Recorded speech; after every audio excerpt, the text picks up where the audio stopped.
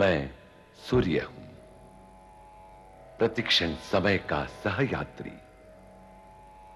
मैंने इतिहास के प्रत्येक शब्दों के निर्माण को जाना है, प्रत्येक पन्नों को पलटते हुए देखा है, एक पन्ने को पूर्ण होते हुए और नए एक रिक्त पन्ने को आते हुए देखा है।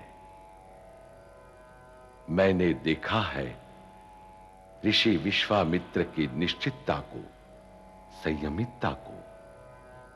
साथ साथ मैंने देखा है ऋषि विश्वामित्र के अहंकार को, क्रोध को और आत्ममंथन को।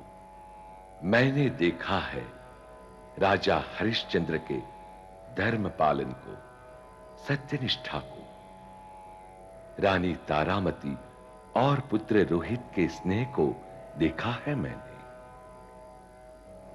समस्त अयोध्या नगरी जो आज एक दृष्टांत रूप है, मैंने देखा है उसे धर्म और सत्य से प्रकाशित हुए।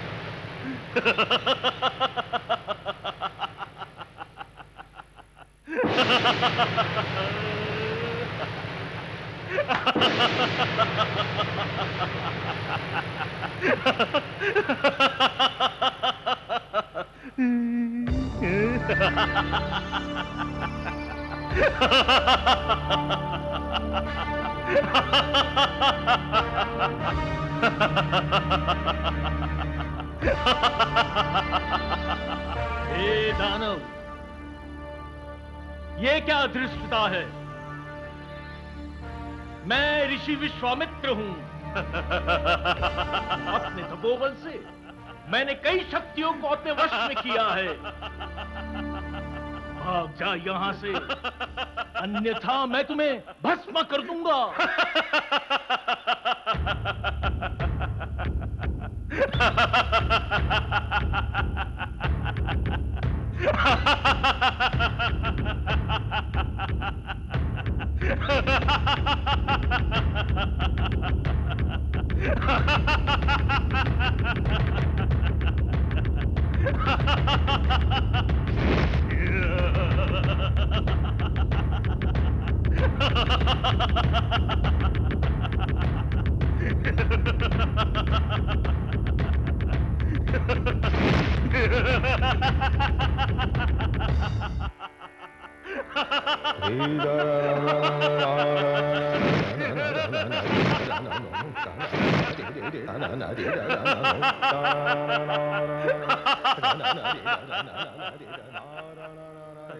ये क्या हो रहा है?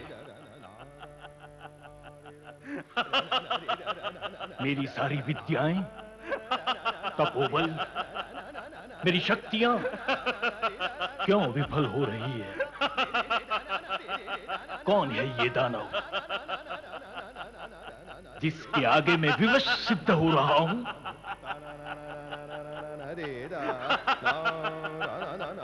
हे ऋषि विश्वामित्र,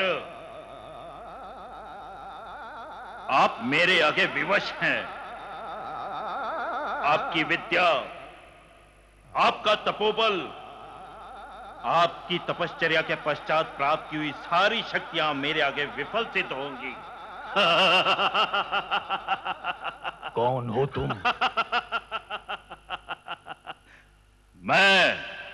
मैं दानव हूं। वो तो दिख रहा है, किंतु आप मुझे पहचान नहीं रहे हैं। कौन हो तुम? पहचानो मुझे ऋषि विश्वामित्र, पहचानो मुझे ऋषि विश्वामित्र, पहचानो मुझे ऋषि विश्वामित्र।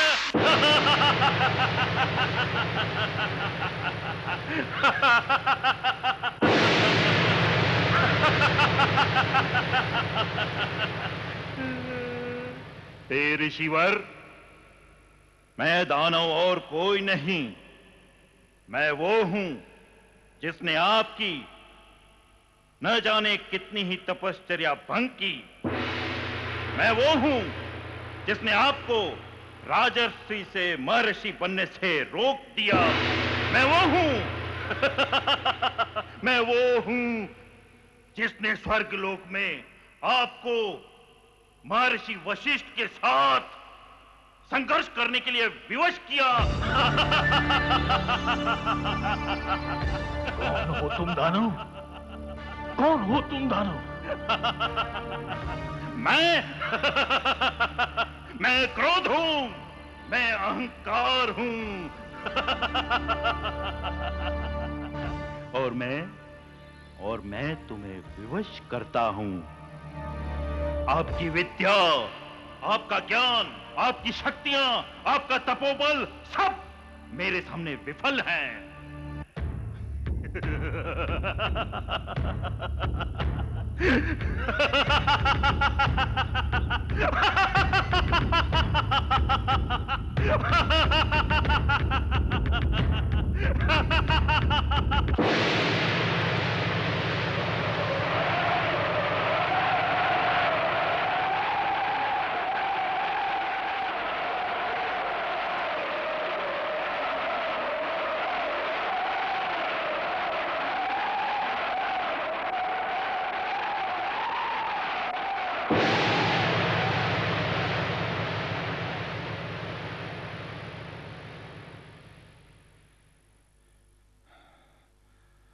ये कैसा दुस्वप्न था?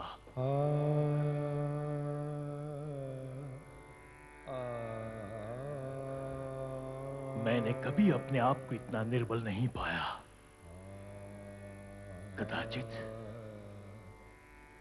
कदाचित सबसे लड़ सकता हूं।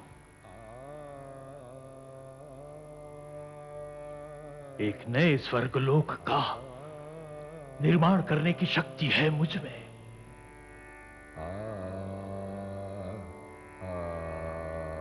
किंतु अपने आप में छिपे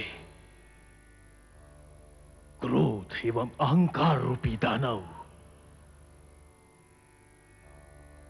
उससे मैं पराजित हूं। क्यों?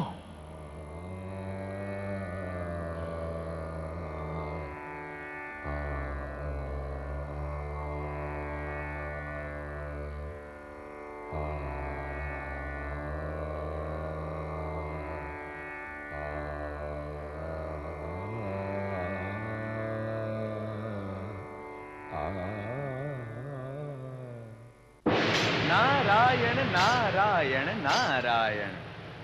हे देवेंद्र, देवर्षि नारद का प्रणाम स्वीकार करें। आपने हमारा स्मरण किया, हम आ गए, आज्ञा कीजिए। नारद जी, आप हमारे प्रिय हैं। क्या करें, हम है ही कुछ ऐसे, इतने प्रसन्न रहते हैं कि सबको अच्छे लगते हैं। आप इतने प्रसन्न कैसे रहते हैं नारद जी? बहुत सरल है। मैं वो ही देखता हूं, मैं वो ही समझता हूं जो मुझे प्रसन्नता दें। जैसे कि अयोध्या नगरी में जो कुछ भी हो रहा है उससे आप चिंतित हैं, किंतु मैं चिंतित नहीं। देवेंद्र, राजा हरिश्चंद्र की सत्यप्रियता आपको प्रसन्नता नहीं देती? राजा हरिश्चंद्र, रानी तारामती, पुत्र रोहित का स्नेह आपको प्रभावित नहीं करता? हमें प्रभावित करता है देवर्षि, किंतु राजा हरिश्चंद्र ने ऋषि विश्वामित्र को दान देने का जो वचन दिया है, तो राजा हरिश्चंद्र वो पूर्ण भी करेंगे।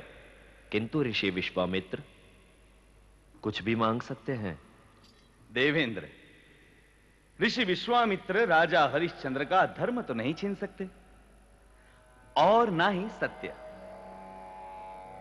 धर्म और सत्य स्वर्ण मुद्राएं तो नहीं है, ना ही राज्य है, न राजमहल। धर्म और सत्य वो है जो ऋषि विश्वामित्र राजा हरिश्चंद्र से छीनना चाहते हैं। किंतु सत्य और धर्म राजा हरिश्चंद्र की पहचान है और कोई किसी से उसकी पहचान कैसे छीन सकता है। और फिर ये धर्म और सत्य जैसी मूल्यवान संपत्ति के आगे ये स्वर्ण मुद्राएं, ये राज्य, ये नगर का क्या मूल्य। किंतु यदि ऐसा हुआ कि राजा हरिश्चंद्र को अपनी प्रिय पत्नी तारामती और अपने पुत्र रोहित से अलग हो जाना पड़ा, तो क्या होगा देवर्षि नारद?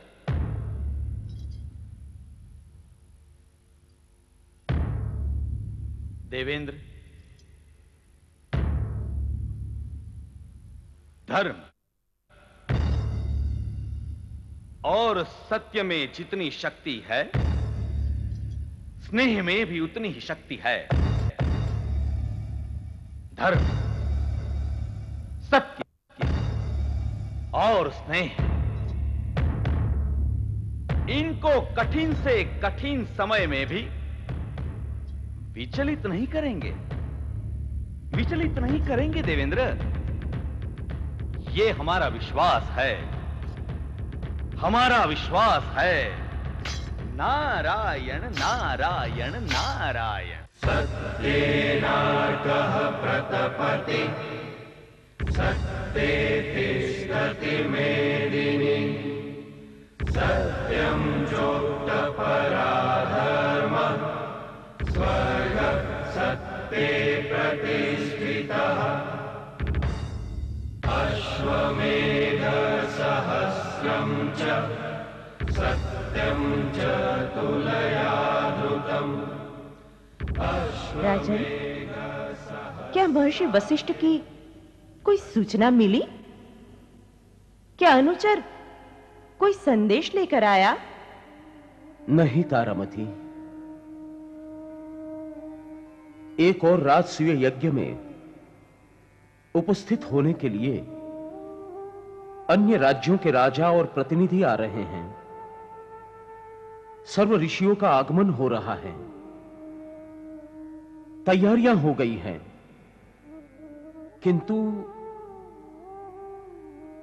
किंतु महर्षि वशिष्ठ की कोई सूचना या कोई संदेश नहीं मिला।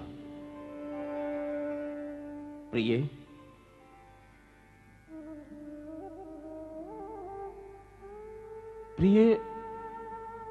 आज हमें आश्चर्य हो रहा है कि उस दिन देवर्षि नारद ने अचानक ही यहां आगमन क्यों किया था। महर्षि वशिष्ठ उस समय स्वर्गलोक में थे। महर्षि वशिष्ठ अयोध्या नगरी के राजपुरोहित हैं। देवर्षि नारद जी का अचानक ही स्वर्गलोक से यहां आना, उनका व्यंग से देखना, क्या कोई संकेत था? राजन, हमें भय की अनुभूति हो रही है। महर्षि वशिष्ठ किसी समस्या में तो नहीं? हम पर, अयोध्या नगरी पर क्या कोई आपत्ति आने वाली है? नहीं तारामती, अयोध्या नगरी पर कोई आपत्ति नहीं आएगी। कुछ नहीं होगा। आप निश्चिंत रहिए तारामती, कुछ नहीं होगा।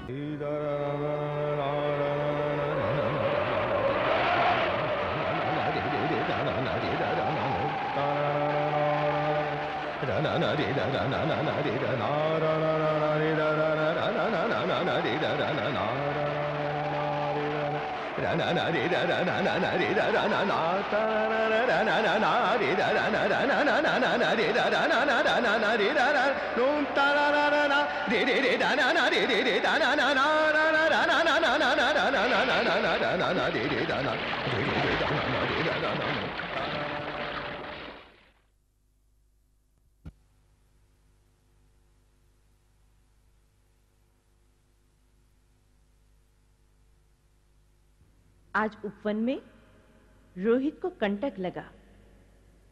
वे रोने लगे। क्या? कहां कंटक लगा उन्हें?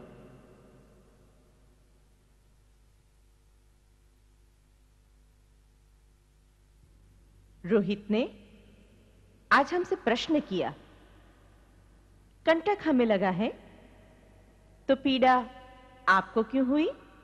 फिर आपने क्या कहा उन्हें? हमने कहा, आप हमारे प्रिय हैं इसलिए। कितनी शांति और कितनी प्रसन्नता है इनके मुख पर। ईश्वर करे आपकी हर पीड़ा हमें मिले, आपका हर दुख हमें प्राप्त हो। नहीं प्रिय, ऐसा नहीं कहते। हम में से कोई एक किसी एक की पीड़ा पर व्यथित ना हो, दुखी ना हो, ऐसा नहीं हो सकता। प्रिय, राजसूय यज्ञ का फल स्वर्गलोक से अधिक तो नहीं हो सकता, किंतु यहां आपके साथ, रोहित के साथ, यह अयोध्या नगरी स्वर्गलोक से कम प्रतीत नहीं हो रही। पुत्र रोहित तो बड़े ही उत्साहित है राजसूय यज्ञ को लेकर। इतने सारे प्रश्न पूछते हैं कि उसका अंत ही नहीं है। राजन,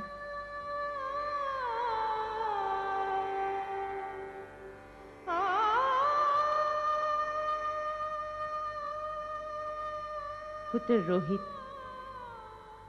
सदा इतने प्रसन्न रहे, आप प्रसन्न रहे। ईश्वर से बस हम यही चाहते हैं। ईश्वर से हमारी यही प्रार्थना है।